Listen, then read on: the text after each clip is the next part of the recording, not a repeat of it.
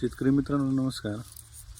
ऊसाची सरी फोडल्यानंतर बरेचसे शेतकरी सरी फोडायच्या अगोदर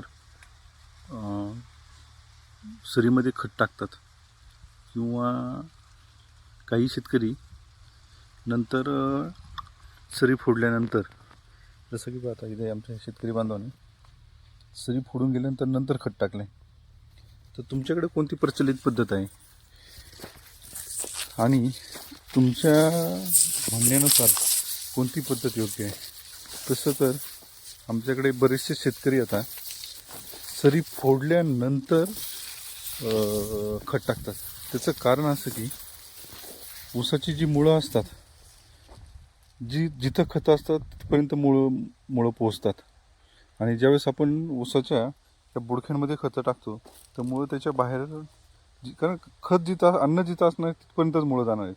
म्हणून खत जर मध्ये असेल तर मुळं तिथपर्यंत पोचतात. या अनुषंगाने आम्ही सगळे शेतकरी बांधव आमच्या एरियामध्ये आता आम्ही सरीच्या मधोमध म्हणजे सरी फोडल्यानंतर आम्ही खतं टाकतो. त्याच्यामुळं काय, आणि खत काय वाहून जात नाही.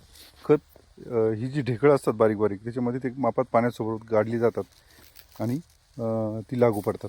याचे आम्हाला सुंदर असे रिझल्ट मिळत आहेत. आपल्याकडे काय परिस्थिती, कमेंट करून नक्की सांगा.